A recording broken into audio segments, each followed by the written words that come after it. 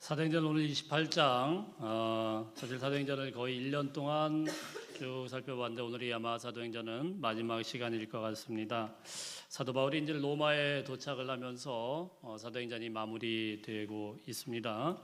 오늘 14절 말씀에 보니까 우리는 이와 같이 로마로 가니라 이렇게 짤막하게 로마로 가게 되는 그런 그동안의 여정을 요약해서 이야기를 하고는 있지만 로마까지 가는 길이 우리가 잘 알다시피 정말 쉽지 않았고 우여곡절이 많았고 죽을 뻔한 고비를 몇 차례나 넘기는 그런 끔찍한 그런 시간이었고 혹독하고 험난한 길이었습니다. 한 번도 겪어보지 않았던 유라굴로라는 광풍을 만나가지고 무려 2주 동안이나 이게 낮인지 밤인지도 알 수 없는 캄캄함 속에서 거의 생사를 오락가락하면서 죽음을 넘겨야 됐고 그리고 맹독을 품은 독사에 물려가지고 그런 끔찍한 경험도 해보게 되었고요. 하여튼 이런 많은 스토리가 바로 이와 같이라는 곳에 들어있을 것입니다. 자, 그리고 나서 오늘 이제 11절부터 쭉 그 로마까지 가게 되는 짤막한 여정을 이야기를 합니다. 11절 한번 읽어볼까요? 11절 시작. 석 달 후에 우리가 그 섬에서 겨울을 난 알렉산드리아 배를 타고 떠나니 그 배의 머리 장식은 디오구스구로라. 디오스구로라는 것은 보니까 쌍둥이라는 그런 뜻입니다. 쌍둥이. 그러니까 이제 아주 자세하게 그 당시에 배가 어떤 모양이었고 그리고 이걸 타고 어떻게 움직였는지 뭐 이런 것들이 아주 자세하게 기록이 되어 있어요. 석 달 동안에 그 섬에서 머물렀다라는 거 보니까 우리가 지난주에 살펴보았던 멜리데라는 섬, 지금은 이제 지중해 연안의 몰타라는 조그마한 섬 도시인데요, 섬 나라죠. 자, 몰타라는 그곳, 거기서 한 석 달 정도 머물러 있었고 이제 석 달 동안 있는 동안 아마 겨울이 지나간 것 같아요. 그리고 이제 석 달 후에 알렉산드리아의 큰 배를 타고 이제 드디어 진짜 목적지인 로마로 향하고 있는 겁니다.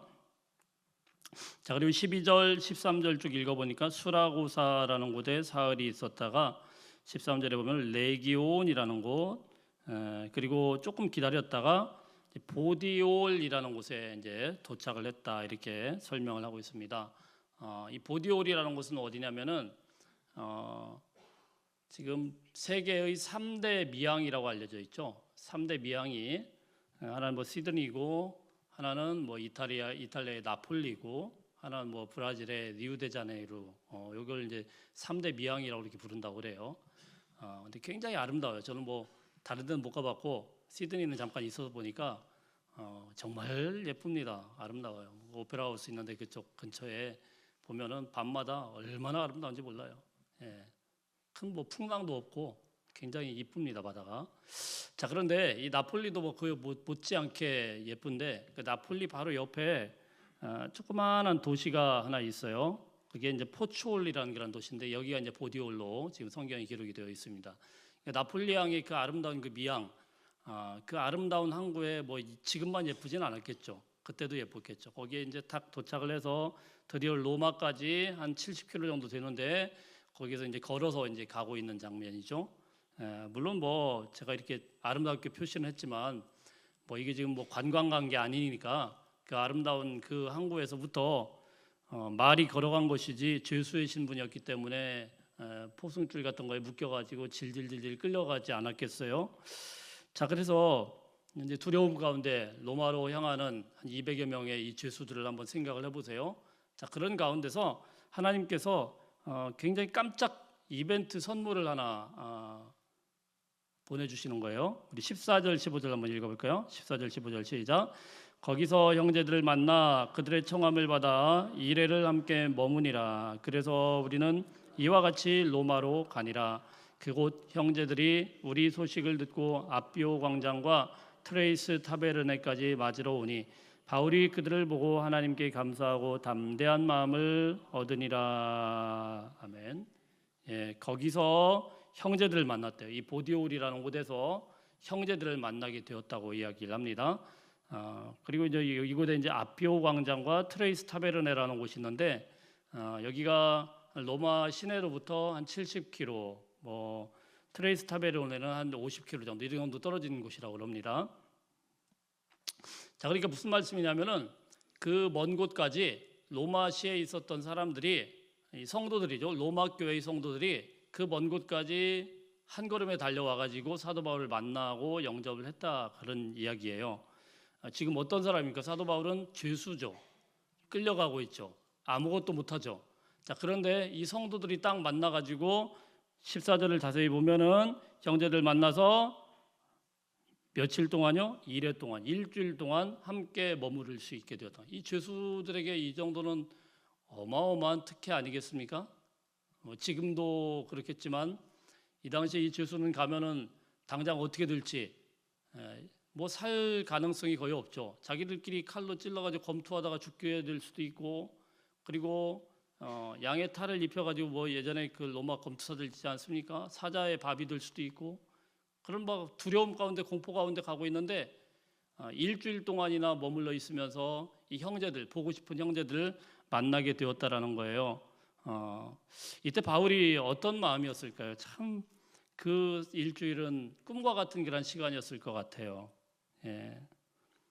아마도 일주일 동안 이 로마 압송하고 있는 이 군사들을 딱 멈춰설 수 있는 그런 사람이라고 하면은 로마의 대단한 권력자가 하나가 이 성도들 중에, 로마 교회의 성도들 중에 하나 있었던가, 아니면은 엄청난 돈을 가지고 로비를 했던가, 아마 그럴 것 같은데, 자, 이 사람들이 와가지고 어쨌든 바울과 일주일을 보내기 위해서 70km를 막 달려왔다라는 겁니다.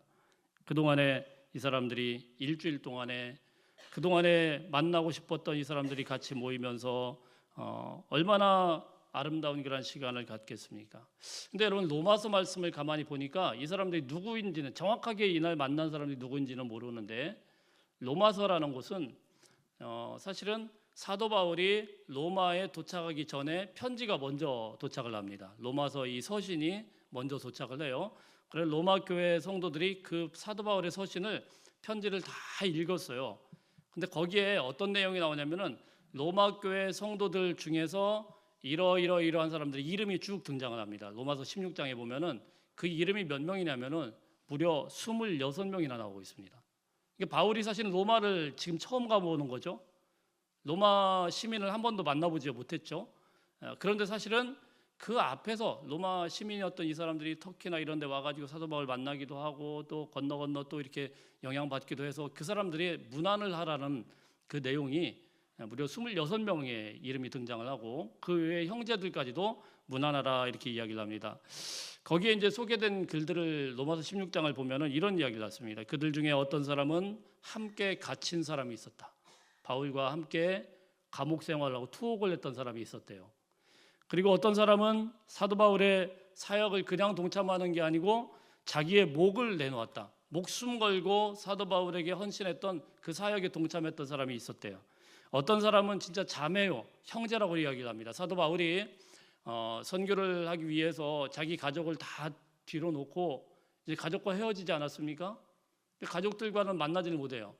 육신의 가족은 못 만납니다. 근데 영적으로 이 사람들 만나면서 진짜 형제요, 자매로 부르는 사람들이 로마 교회 안에 있었다라고 이야기를 합니다. 또 어떤 사람은 내 어머니다, 육신의 어머니가 아니고 그 사람은 나의 어머니다, 이렇게 이야기할 정도로 아낌없이 사도 바울을 위해서 기도하고 중보하고 도와주는 그런 로마 교회의 수많은 성도들이 있었다라고 이렇게 말씀을 합니다. 목숨처럼 아끼고 사랑하는 사람들, 그토록 만나고 싶고 그토록 보고 싶었던 사람들이 이제 이 먼 거리까지 와가지고 일주일 동안을 서로의 안부를 확인하면서 축복하고 위로하고 눈물을 흘리고 기도하고 믿음으로 서로 격려하고, 얼마나 아름다운 만남이었고 얼마나 꿈 같은 그런 시간이었겠습니까? 그래서 이 시간을 쭉 거치고 나서 15절 말씀해 보니까 바울이 그들을 보고 하나님께 감사하고 담대한 마음을 얻으니라, 이렇게 말씀을 합니다. 바울이 일주일 동안의 시간에 그동안에 고생했던, 로마로 오기까지 얼마나 많은 그런 우여곡절과 고생이 있었어요. 근데 이 성도들을 만나고 나서 감사하고 담대한 마음이 생겼다는 거예요. 어찌 사도 바울이 사람인데 두려움이 없었겠습니까? 마음이 왜 복잡하지 않았겠어요? 로마라는 도시를 처음 가게 되었는데 이제 거기는 자기 죽으러 가는 거 아니에요, 사실은. 예. 어떻게 될지 모르잖아요. 지금 재판받으러 가는 길이에요. 좋은 길이 아닙니다. 자, 그런 가운데서 이 일주일 동안에 이 사람들과의 만남을 통해서 위로받고 감사하고 담대한 마음을 얻게 되었다. 이게 누가 한 겁니까? 하나님께서 이런 선물을 보내주신 것이죠. 사랑하는 성도 여러분, 교회가 무엇인가라는 걸 물어볼 때 교회는 건물을 교회라고 이야기하지 않습니다. 교회는 어떤 교단에 속해 있기 때문에 그 교단이 교회라고 이야기하지 않습니다. 교회는 철저하게 성경에서 이야기하는 교회는 사람입니다. 어떤 사람이냐? 교회는 예수 그리스도께서 핏값으로 사신 사람들이 모여있는 그 모임, 그것을 교회라고 하는 것입니다. 그 사람들 자체가 바로 교회예요. 여러분들 자체 한 사람 한 사람이 교회임을 믿으시길 바랍니다. 하나님의 교회는요, 철저하게 사람 중심으로 가야 돼요. 어떤 목사님 왜 사람 중심이 하나님 중심이죠?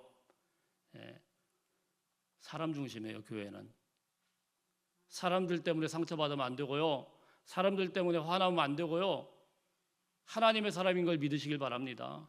옆에 우리가 한번 쳐다보세요. 이분이 어떻게 생겼든지 간에 하나님께서 보내주신 하나님의 선물임을 믿으시길 바랍니다. 교회는요, 철저하게 하나님께서 구별한, 하나님께서 보내주신 하나님의 백성들이 모여 있는 곳이에요. 사랑하는 성도 여러분, 주님의 이름으로 축복합니다.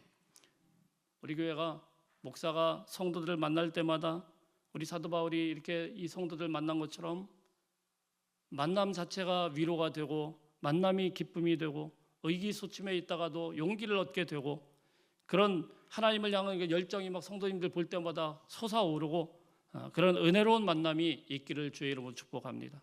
또 우리 성도님들도 마찬가지죠. 이 부족한 목사가 말씀을 전하고 또 메시지를 전할 때마다 그 말씀을 통하여서 하나님께 대한 그런 마음이 불일듯 일어나고 또 그 향한 그 마음이 다시 다잡아지면서 열심히 달려나가겠다. 자, 이런 각오와 다짐이 이루고 결단이 있고, 자, 이런 교회가 하나님의 교회이고 은혜로운 교회이고 건강한 교회입니다. 서로에게 힘이 되는 그런 교회. 근데 목사가 성도님들 만나려고 했더니 저쪽에서 분명히 둘이 눈이 마주쳤는데 쓱 보고 못 본 척하고 도망갔었고 목사님도 누군가가 막 다가오면 이렇게 보다가 저분 만나고 싶지 않은데 그러고 턴 해가 또 딴 데로 가버리고, 이러면 여러분 이게 무슨 얼마나 어렵겠어요. 하루 이틀 만날 것도 아닌데. 여러분 기억하십시오. 교회는 사람들이 모인 곳입니다. 한 사람 한 사람이 너무 소중한 거예요. 한 사람 한 사람이 위로가 되어야 되고, 내가 누군가에게 위로가 되어야 되고, 내가 누군가를 만났을 때 새 힘을 얻어야 되고, 하나님 안에서 그런 교회가, 그런 모습이 다 될 수 있기를 축복합니다. 섭섭한 마음이 있다고 하면은 주님 안에서 다 풀어낼 수 있기를 바랍니다. 그리고 누군가에게 섭섭한 마음을 줬다고 하면은 또 그것도 풀어내야 돼요. 자기 혼자 푸는 게 아니고 그 사람과 같이 풀어내야 돼요. 왜냐하면은 우리는 교회이기 때문에 그런 거예요. 하나님의 나라와 하나님의 교회를 이루기 위해서 우리 교회가 더욱더 하나된 모습으로 한 마음으로 한 뜻으로 온전히 하나가 되는 아름다운 공동체가 되기를 축복합니다. 자, 어쨌든 이렇게 해가지고요, 16절에 보니까 16절 한번 다시 한번 읽어보겠습니다. 시작. 우리가 로마에 들어가니 바울에게는 자기를 지키는 한 군인과 함께 따로 있게 허락하더라. 로마에 들어갔습니다. 근데 로마에 들어가긴 들어갔는데 사실은 로마에 들어가 가지고요 아무것도 못하고 또 집에 이제 그대로 갇힌 거예요. 이게 가택연금이라고 하는데 로마 시민이기 때문에 감옥에다가 두진 않고 그냥 한 집을 하나 줘가지고 야 너는 여기 있어. 근데 집에서 근데 한 발자국도 나가면 안 돼. 이렇게 시킨 거예요. 그래가지고 그 집에 군인을 갖다가 파송을 해가지고 군인이 하루 종일 지키는 겁니다. 여러분 이때 이 사도 바울의 마음이 어땠을까요? 지금 사실 이 로마까지 오기 위해서 얼마나 많은 그런 시간들이 걸렸고 얼마나 어려움들이 많았습니까? 참 답답하지 않겠습니까? 하나님의 뜻을 이루기 위해서 목숨 걸고 이 로마까지 왔는데 그냥 집안에 딱 갇힌 거예요. 빨리 재판 받고 자기가 잘못한 거 없으니까 무죄 선언을 받고 그냥 좀 폼나게 이제는 로마에서 마음껏 복음을 전하고 남은 인생 하나님 앞에 불태우겠다. 아마 이런 결심으로 오지 않았겠습니까? 선교사인데. 근데 24시간 동안 이 친위대 호위 병사들에게 감시를 받고 사슬로 묶여가지고 이곳에서 이제 가만 꼼짝 못하고 집안에 갇혀 있는 그런 상황입니다. 여러분, 이 집안에 갇혀 있으면 뭘 할 수 있겠어요? 혼자 집안에만 있는데 묶이면 뭘 할 수 있겠어요? 복음을 전하려고 하면은 그래도 좀 밖에 돌아다니고 뭔가 기회가 주어져야 되는 것이지, 하나님이 왜 로마까지 와가지고 집에다 가둘까, 이런 생각 안 들겠습니까? 감옥에서 갇혀가지고 24년 동안 24시간 동안 아무것도 못하고 나오지도 못하는데 무슨 복음을 전하고 무슨 하나님의 일을 할 수가 있겠어요? 대부분의 사람들은 이런 절망과 같은 벽에 딱 닥치게 되면 어떤 생각이 들어요? 아직 하나님의 때가 덜 됐는가 보다. 좀 신앙이 있는 사람들은 그렇게 생각해요. 하나님께서 좀 기다리라는가 보다. 다 하나님 탓하죠. 그죠? 아직 하나님의 때가 아닌가 보다. 하나님께서 나에게 찬스를 주시긴 했는데 좀 무르익지 않았나 보다. 하나님께서 언젠가 나를 풀어주신다고 하면 그때 복음을 전해야 되겠구나. 준비 기간이다. 아마 이렇게 생각을 할 겁니다. 그래서 우리는 항상 뭐라고 이야기를 합니까? 우리가 살아가면서 뭔가 이렇게 좀 환경이 주어지지 않고 여건이 주어지지 않을 때 흔히 그런 이야기를 해요. 하나님, 아직은 때가 아닌가 봐요. 제가 어떤 분들에게 이런 일 좀 이렇게 하십시다 그러면은 예? 이런 분들은 참 감사한데 그런 분들이 많지가 않아요. 목사님, 목소리부터 이제 달라진 목사님, 혹시 다른 분 안 계십니까? 아니, 안 계시니까 왔겠죠. 그죠? 안 계시니까 왔겠죠. 내 환경과 형편이 이러이러해서 못합니다. 뭐 제가 환경과 형편을 뭐 어떻게 다 알겠어요. 이게 좀 풀리면 그 다음부터 하겠습니다. 근데 그 풀리는 것이 수십 년이 가도 똑같아요. 풀리질 않아요. 똑같아요. 그거 풀리는 거 바라보고 환경 나아지는 거 바라보다 보면 아무것도 못해요. 주어진 환경이 어떻든지 간에 어려움이 있든 없든 간에 하나님의 일을 감당하면 되는 건데, 평생 기회만 오기를 바라고 평생 하나님께서 이 가택연금 상태를 다 풀어주기만을 바라고 그러면은요, 평생 하나님의 때가 아닌 거예요. 안 되면 안 되는 대로, 되면 되는 대로 그 상황과 여건 가운데 충성하면 되는 겁니다. 여러분, 감옥에 갇힌 사도 바울의 입에서 당연히 이런 고백 나오는 거 아니겠어요? 하나님께서 저를 이 로마에 보내신 목적이 가택연금을 시키려고 오게 되었습니까? 뒤에 보면 2년 동안이나 갇히거든요. 2년 동안. 무려 2년 동안에 집에 갇힌단 말이에요.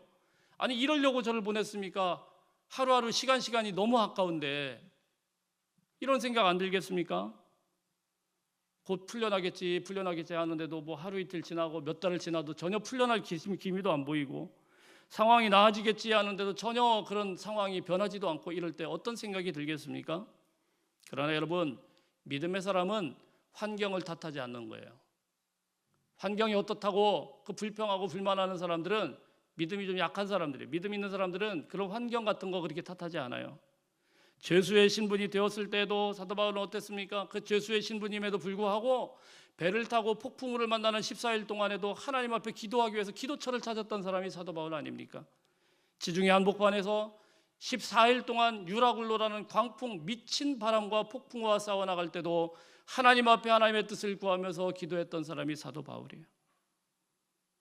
배는 다 부서지고 276명이 겨우 목숨만 살게 되어서 멜리데 섬에 들어가서 3개월 동안 머물러 있는 동안도 바울은 한 번도 쉬지를 않았어요. 환경 탓하지 않았어요. 하나님, 왜 나를 여기까지 이끌고 왔습니까? 그런 이야기 하지 않았어요.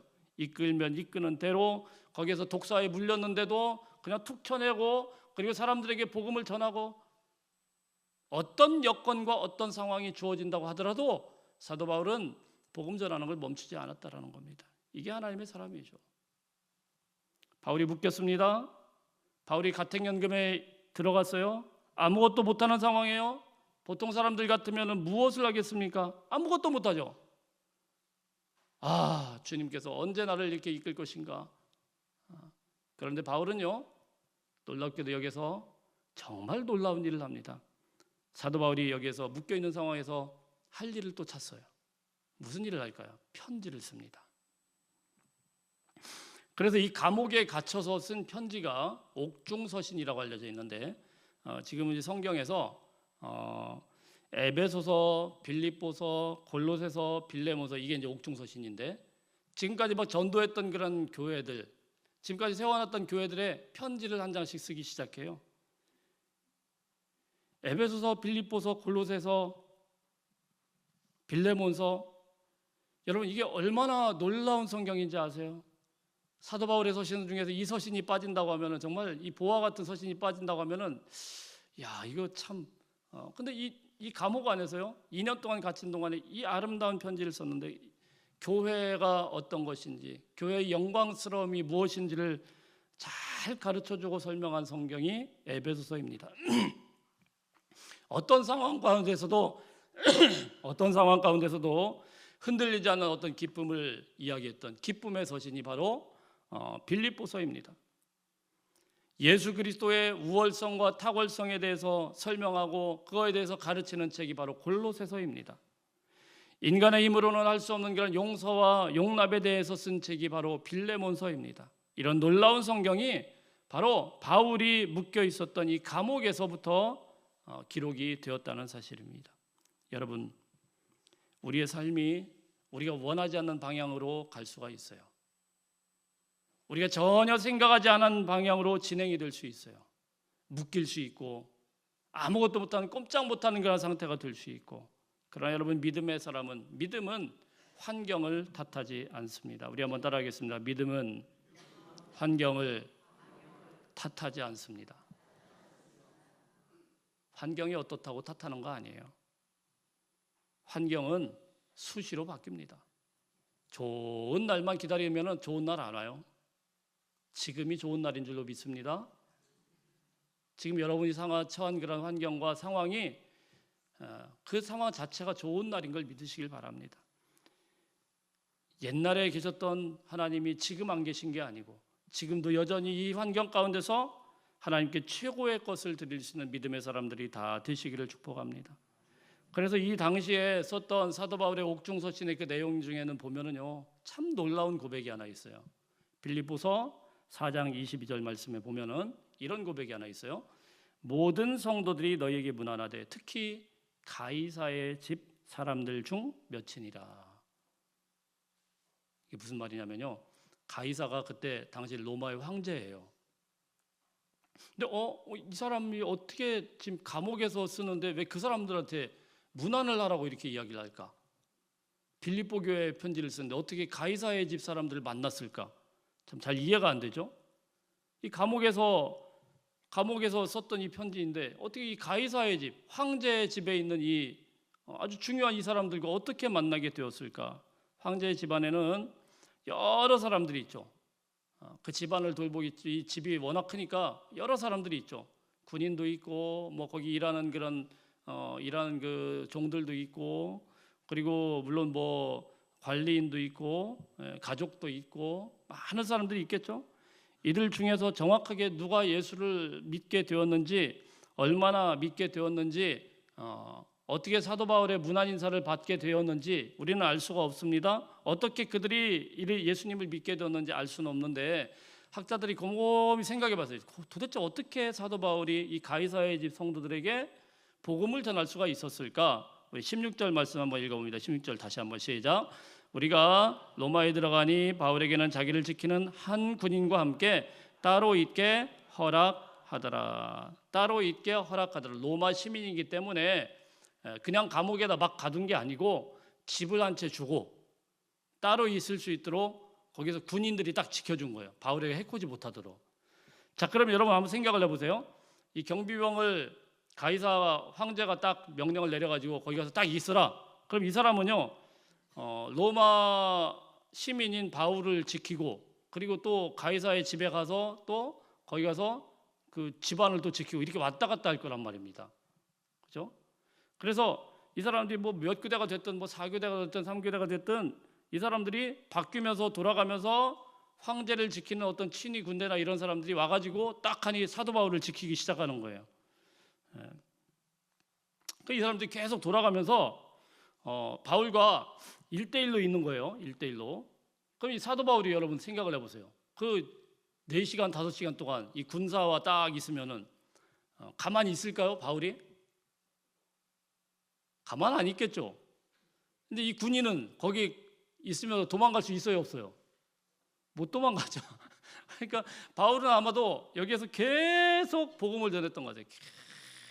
계속 예수 그리스도에 대해서 들어보셨습니까? 당신은 죽은 사람에 대해서 들어보셨습니까? 막 이러면서 계속 한 5시간, 6시간 동안을 그냥 꼼짝 못하게 하고 집중적으로 복음을 전한 거예요. 아주 막 죽을 맛이었을 겁니다. 처음에 안 믿는 이 사람들은. 그래서 이걸 갖다가 계속 전한 거예요. 당신은 예수님이 부활하신 그 부활을 믿습니까? 예수님을 믿으십니까? 계속 설교하고 복음을 전하고 5시간 동안 막 꼼짝 못하게 만들고, 이게 하루 이틀이겠어요?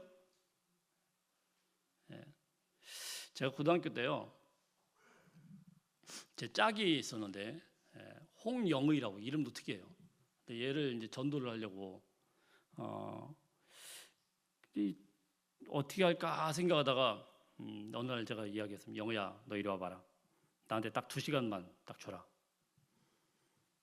2시간 동안 내가 너를 전도를 못하면, 그러면 내가 치킨 하나 사줄게.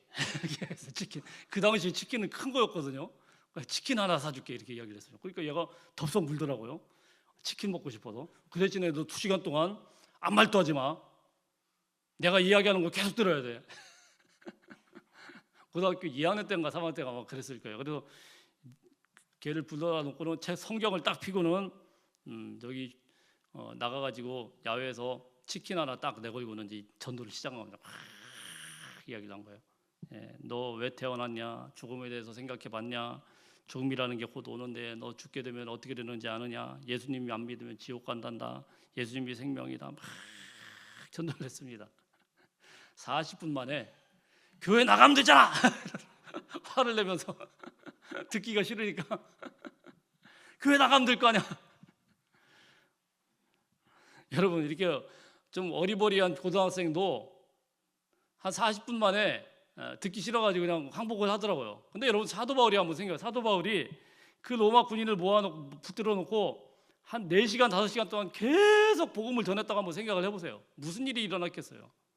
그것도 하루 이틀도 아니고 다음날 왔더니 또 만나, 다음날 왔더니 또 만나, 계속 만나는 거예요. 어떻게 될까요? 완전히 로마 군인을 철저하게 제자훈련 시켜놔버린 거예요. 영적인 군사로 만들어버린 거예요. 그러니까 이 사람이 어떻게 됩니까? 이제 감옥을 나갈 때는 그냥 할렐루야 이래가지고 집에 가가지고 가이사의 집에 가서 또 다른 사람 막 전도하기 시작한 거예요. 놀라운 일이 난 거예요. 그래서 결국은 황실에까지, 가이사의 황실에까지 복음이 전파되게 되는 놀라운 역사가 있게 되었다는 사실입니다. 여러분, 한번 생각해 보세요. 만일에 사도 바울이 자유의 몸이 되어가지고 로마 시내를 막 돌아다니고 있으면 이런 전도 할 수 있겠습니까? 불가능이죠. 로마 군인을 만나가지고 자, 예수님 믿어보세요. 이 녀석이 어디서 지금 함부로, 큰일 납니다. 그러나 감옥에 갇히니까, 가택연금의 상태가 되니까 오히려 이 복음이 효과적으로 전도되게 되었고 황실에까지 복음이 들어가게 되는 놀라운 역사가 있게 된 것입니다. 여러분, 한 가지 분명히 기억할 수 있기를 축복합니다. 하나님이 열어주시는 길이 최선의 길이라는 거예요. 우리는 우리의 생각대로 내가 가택연금에서 풀려나서 묶인 것이 아니고 밖으로 자유롭게 돌아다녀야 뭔가 일을 할 것 같지만 묶여있는 것이 하나님의 은혜였어요. 묶여있는 것이 하나님의 전도 방법이었어요. 사도 바울을 거기다 가둔 것이 하나님의 선하신 뜻과 계획 속에 있었다라는 것입니다. 그래서 이사야 선지자는 이사야 55장 8절 9절에서 이런 말씀을 합니다. 이는 내 생각이 너희의 생각과 다르며 내 길은 너희의 길과 다름이니라. 여호와의 말씀이니라. 이는 하늘이 땅보다 높음같이 내 길은 너희의 길보다 높으며 내 생각은 너희의 생각보다 높음이니라. 아멘. 하나님의 생각과 우리의 생각이 다르고 하나님이 하시는 계획과 우리가 세운 계획이 다릅니다. 그러므로 여러분, 우리가 배워야 되는 것은 무엇입니까? 우리가 머리로 계획하고 생각하고 항상 모든 것들을 철저하게 완벽하게 했다고 하더라도 하나님께서 그 모든 계획을 수정할 수 있고 뒤집을 수 있고 바꿀 수 있다는 사실을 해야 돼요. 그러니까 유연성을 가져야 돼요. 유연성을. 이게 법입니다. 그런 분들 치고 제가 법을 잘 지키는 걸 잘 못 봤어요. 자기 유리하게만 법을 이야기하는 거예요. 하나님께도 마찬가지예요. 하나님 앞에 항상 열린 마음과 열린 생각으로 열어놓을 수 있는 그런 하나님의 백성들 다 되시기를 축복합니다. 믿음이라는 거는요, 열린 마음이에요. 열린 마음. 언제든지 내 생각과 내 고집과 내 아집들 다 내려놓을 수 있다. 하나님의 뜻과 계획이라고 하면은 다 내려놔야 되겠다. 그게 믿음의 사람인 거예요. 내가 생각하는 것이 오직 하나님의 뜻이다. 내가 계획한 것이 오직 하나님이 원하시는 것이다. 예. 그렇지 않아요, 여러분. 하나님께서는 언제든지 내 생각과 내 계획과 내가 가지고 있는 그런 고집들 다 꺾어버리시고 하나님이 원하시는 길로 이끌어 가시는데 그때는 이해가 안 돼요. 내가 꽁꽁 묶여있고 갇혀있는 게 무슨 이게 도대체 나에게 왜 내 인생이 이렇게 올까 싶은데 사실은 그 모든 것들을 통하여서 하나님의 선하신 계획들이 이루어지고 있다는 사실입니다. 그래서 여러분 뭐라고 이야기합니까? 하나님께서 사람이 마음으로 자기의 길을 계획할지라도, 계획은 우리가 해요. 철저하게 계획할지라도 그 걸음걸음을 인도하시는 분은 누구입니까? 하나님이신 거예요. 하나님. 걸음을 인도하시고 바꾸시고 수정하시고 그래서 결국은 하나님께서 원하시는 방법대로 끌고 가시더라는 거예요. 그래서 사도 바울이 나중에 뭐라고 이야기합니까? 바울이 어떻게 이 감옥 안에서 이런 기적과 같은 일이 일어났을까 싶은데 바울이 나중에 자기의 인생을 돌아보면서 인생의 가장 마지막 부분에서 쓴 편지가 하나 있거든요. 그게 디모데 후서예요. 자기 사랑하는 영적인 아들 디모데에게 이런 이야기를 남깁니다. 디모데 후서 4장 2절에서 너는 말씀을 전파하라. 때를 얻든지 못 얻든지 항상 힘쓰라. 누가 그랬어요? 사도 바울이 그랬단 말입니다. 사도 바울이 그랬어요. 때를 얻든지 못 얻든지 때가 되었다고 기다리는 게 아니고 복음 전파에는 때를 얻든지 못 얻든지 상황이 바뀌든지 바뀌지 않든지 환경이 열리든지 닫혔든지 항상 전파하라. 항상 힘쓰라. 사랑하는 성도 여러분, 여러분의 자리에서 하나님의 말씀을 전파할 수 있는 주의 백성들 다 되시기를 축복합니다. 예수님을 전해야 돼요. 열매 맺는 거 걱정하지 마시고 환경이 어떠하든지 그걸 다 떠나서 주의 복음을 전해야 돼요. 올해가 가기 전에 또 한 생명이라도 여러분 품고 주님께로 인도할 수 있는 귀한 하나님의 백성들 다 되시기를 축복합니다. 그냥 아멘 하시면 안 돼요. 마음에 품으셔야 돼요. 인도하겠다. 목사님 저는요 안 돼요. 그런 말 하지 마세요. 여러분은 안 되지만 하나님이 되시는 거예요. 하나님이. 할렐루야. 그래서 오늘 이 최종 결론인데요. 28장 30절 31절 한번 읽어보고 마무리를 합니다. 30절 31절 시작. 바울이 온 이태를 자기 셋집에 머물면서 자기에게 오는 사람을 다 영접하고 하나님의 나라를 전파하며 주 예수 그리스도에 관한 모든 것을 담대하게 거침없이 가르치더라. 2년 동안이나 가택연금된 상태였는데 바울은 멈추지를 않았어요. 그 가운데 찾아오는 모든 사람들에게 계속 복음을 전하고 영접시키고 이런 일들을 계속했다는 겁니다. 그야말로 때를 얻든지 못 얻든지 갇혔든지 자유롭게 있든지 환경과 상관없이 최선을 다해서 이 사람들에게 복음을 전하고 물론 전해가지고 영접하지 않은 사람들도 있어요. 앞에 읽어보니까 유대인들은요 주님의 바울의 복음을 듣고 그냥 돌아서 버립니다. 근데 그래도 포기하지 않고 끈기 있게 계속 전합니다. 여러분 전도는요 끈기 있는 사람이 이기더라고요. 계속 전하고 또 전하고 이런 사람들이 결국은 이기게 되더라고요. 근데 사실은 저도 전도를 요즘에는 목사 안수 받고 나서는 사실 좀 어려운 점이 있어요. 뭐냐면은 그래도 이제 하려고는 노력을 해보는데 어디 가서 목사입니다 이러면 그다음부터 안 만나주더라고요. 목사입니다 이렇게 하고 신분을 안 밝힐 수도 없고 그래서 이렇게 좀 그래서 저는 그럼 말씀 전하는데 최선을 다해야 되겠구나 이런 생각을 이제 많이 하게 되는데 그 전에 이제 평신도 때는 제가 사실 전도 많이 했습니다. 해보려고 막 하면은 어려워요. 정말 어려워요. 쉽지 않아요.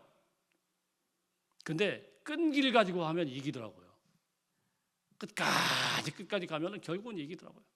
예.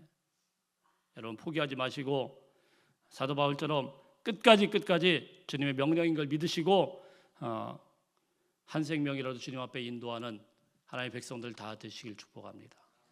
분명한 것은 사도행전에서 처음 시작할 때 무슨 말씀을 했습니까? 오직 성령이 너에게 임하시면 너희가 권능을 받고 예루살렘과 온 유대와 사마리아와 땅 끝까지 이르러 내 증인이 되리라. 증인의 삶을 이야기를 했어요. 전도하라는 이야기예요. 근데 어떤 게 권능입니까? 여러분 권능이라는 거는 뭐 병 고치고 뭐 이런 게 아니고 권능 받아서 증인의 삶을 사는 거예요. 여러분 전도하는 것 자체가 주님의 복음을 전하는 것 자체가 하나님의 권능 없이는 안 되는 거예요. 그리고 오늘 마지막에 말씀은 뭡니까? 하나님의 나라를 전파하며 주 예수 그리스도에 관한 모든 것을 담대하게 거침없이 가르치더라. 사도 바울이 전도했다라고 이렇게 끝맺고 있어요. 왜 이렇게 갑자기 전도했다라고 이렇게 하고 딱 생뚱맞게 딱 끝맺을까요? 뭔가 좀 더 이야기를 해야 될 것 같은데 왜 이러고 끝맺을까요? 다음은 바로 당신들의 몫이라는 거죠. 그래서 서울의 온누리교회 하용조 목사님이 살아계실 때 이런 이야기를 했잖아요. 이 말씀을 두고 사도행전 29장의 역사다. 29장은 우리가 써내려가는 거다. 이건 무슨 이야기입니까? 사도 바울이 이만큼 전도했다. 그럼 너희는 어떻게 해야 되겠느냐? 29장의 역사를 써내려가는 거예요. 29장에. 이거 이제는 너희들의 몫이다. 축복하기는 우리 주민제일교회 성도님들이 주님의 복음에서부터 복음에 매여가지고 바울처럼 한 사람이라도 품고 주님 앞에 저희 인도할 수 있는 하나님의 백성들 다 되시기를 축복합니다. 근데 제가 어제 강동로에 이제 그 주일학교 찬양 대회를 해서 거기 이제 그 심사해달라고 해서 갔습니다. 토요일인데 이제 바쁜데 주일학교 가도 어렵다 그러니까 이제 가서 알겠다고 이제 가서 봤는데 깜짝 놀랐어요. 뭐에 놀랐냐면은 거기 이제 큰 교회들 이제 애들 이제 많이 왔지 않습니까? 근데 저희 교회는 참 부끄럽지만은 애들은 이번에 조금 많이 이제 늘긴 했는데 노래들 못 해요. 애들이 그래서 가자 그랬더니 아무도 갈 생각도 안 하고 그 왜 좀 담임 목사를 닮아야 되는데 애들이 노래를 잘 못 다 음치. 그래서 이제 내년에는 반드시 가야 되겠다 그랬는데 가서 제가 놀란 게 뭐냐면은 거기 이제 큰 교회들 강릉 제일교회 뭐 그다음에 뭐 동해 동부교회 뭐 고성중앙교회 뭐 하여튼 뭐 큰 교회들이 쭉 와가지고 그 애들을 쫙 데리고 왔어요. 그 중에 제가 깜짝 놀란 게 열양교회라는 데가 있습니다. 삼척의 열양면이라는 데 아시죠? 정선 열양면. 네, 정선. 제가 아직 강원도 사람이 아니에요. 그 산골짜기 열양면에 열양교회라는 데인데 거기에서 애들이요 진짜로 제가 이렇게 세봤더니 거의 한 20-30명 온 것 같아요. 한 30명 가까이. 깜짝 놀랐어요. 이야, 아니 그 산골짜기 내가 아는데 그냥 봤는데 어떻게 거기서 저렇게 많은 애들이 막 휩쓸고 다녀요. 휩쓸고. 그 많은 그 큰 교회들보다도 야 진짜. 그래서 제가 주문진에 애들 없다고 하는 건 이제 얘기하지 말아야 되겠다. 정선의 열양면에서도 저렇게 오는데 주문진에 애들이 없다라는 건 이건 말이 안 된다. 그래서 아까 일부 예배 때도 이야기했습니다. 우리 애들 없다고 얘기하지 말자. 하면 되더라고요. 그래서 제가 그 목사님을 좀 뭐 그도에도 평소에도 존경했지만 젊은 목사님인데 그냥 뭐 시골 교회인데 아주 열심히 하시더라고요. 네. 때를 얻든지 못 얻든지 환경이 변하든지 변하지 않든지 복음을 전하면은 하나님께서 열매 맺게 하실 줄로 믿습니다. 저희 교회 이제는 열매 맺는 교회가 되길 바랍니다. 사도행전에 또 새로운 역사를 써내려가는 저와 여러분의 인생들 다 되시기를 주의 이름으로 축복합니다.